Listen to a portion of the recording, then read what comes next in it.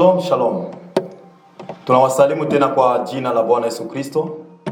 Na kama kawaida yetu kwa siku hii, ni siku ambayo tuko hapa juu ya kusaidiana juu ya neno la Mungu. Na tuna uhakika baadhi ya wengi mnatufuata na wenyewe wako pande zote. Tuna uhakika pana kitu kipya tena ambaye Mungu anatufunulia tena katika siku ya leo. Na bila kukawia tutaingia ndani ya neno la Mungu katika kitabu cha Zaburi sura 8 mstari wa 17. Ninasema napenda wanipendao na wanayenitafuta kwa bidii wataniona.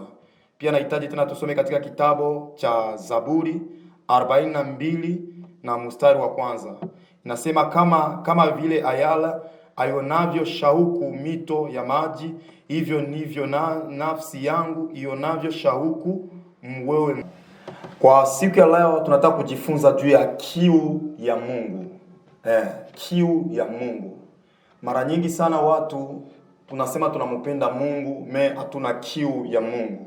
Pana kitu kenye nilikuwa nataka pia kufungua leo katika siku ya leo, na nina uhakika baadhi ya wengi wenyewe mko mnanifuata. Pana kitu tena kipya kenye Mungu anataka tena kutupatia. Na unaposoma hii kitabu cha Zaburi, unaposoma hii sura ya 42, mtu ambaye aliandika kitabu hicho ni Daudi. Na unapotazama maneno ambayo Daudi amekuwa ameandika, yalikuwa ni maneno ya kuonyesha kama iko na kiu ya kitu fulani, iko na kiu ya Mungu. Si kwamba alikuwa anakosa kila kitu. Biblia inatuambia kama ni mtu mwenyewe alikuwa na ufalme, ni mtu alikuwa iko na pesa, ni mtu alikuwa iko na kila kitu. Pana kitu kimoja kenye kimenifunza sana, na pana kitu kimoja kenye kimenisaidia.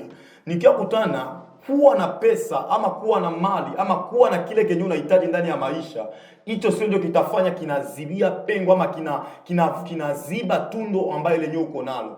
Nimekuja kukutana pana kitu kimoja kenye kinasaidia maisha yetu, kenye kinasababisha kiu ya kila kitu kenye tuko nacho kinapotea na tunaona hicho kitu kinaonekana.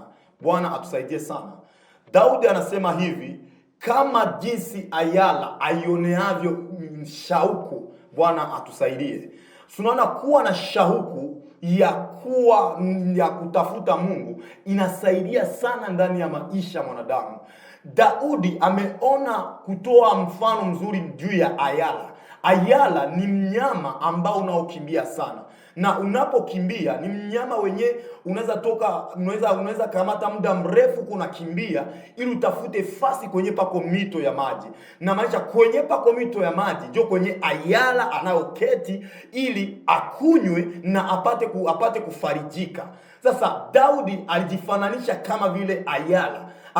Aliona jinsi ayala iko na kiu cha kutafuta maji, ndivyo naye aliona ifoke na mimi niwe na kiu ya kumtafuta Mungu. Baadhi ya wengi hawakuwa na kiu ya kutafuta Mungu.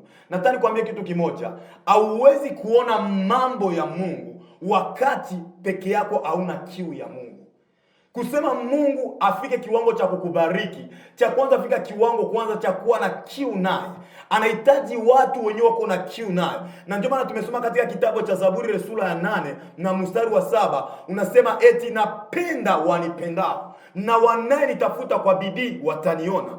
Kitu kenye Mungu anahitaji watu wa kumtafuta kwa bidii, watu wenye wako na kiu ya kumuona.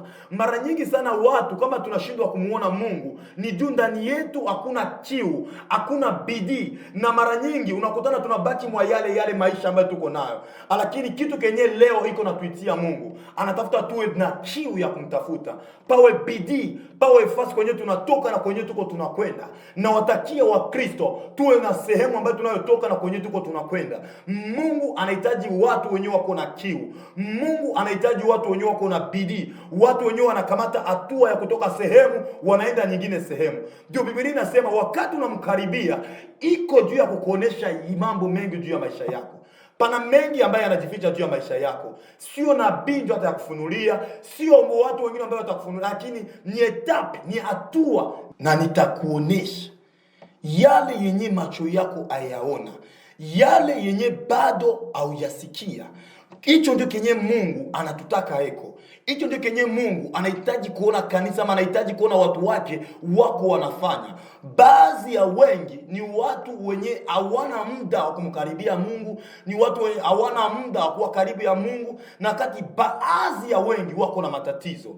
Mungu ndio iko na nguvu ya kututoa sehemu kwenye tupo na natuweka sehemu ambayo kwenye hata adui ashimame hawezi kutuweza.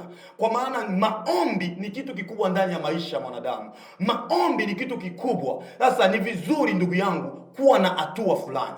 Toka sehemu kwenye upo, ukaribie Mungu. Anakutaka, bado anakuhitaji azungumze na wewe, bado anakutaka ajizirishe juu ya maisha yako, anakutaka juu akoleshe mambo mengi yenye inakubidi upasho kuyafanya. Ndio maana alimwambia Daudi, alimwambia ukinitafuta utaniona. Ukinitafuta utaniona. Ukinitafuta kwa bidii utaniona. Ukinitafuta kwa bidii niko. Kama Mungu anajiita yeye iko, anahitaji watu wa kumfichua. Ndio maana utasoma katika kitabu cha Mithali, ile sura ya 25 mstari wa 2, Biblia inasema Mungu kuficha kitu ni heshima yake, na wafalme wa kufichua kitu ndio heshima kwao. Heshima ya mfalme ni kufichua yale yenye Mungu anaficha, na heshima ya Mungu anaficha kitu, na hauwezi fichua kitu kenye Mungu anaficha wakati hauna hatua ya kufika fasi fulani, ambaye hauna hatua ya kutoka fasi fulani. Sasa kitu ninachokutakia ndugu yangu, kuwa na kiu ya Mungu. Kuwa na kiu ya Mungu itakufanya Mungu anajitukuza juu ya maisha yako, na Mungu awabariki sana. Shalom, shalom.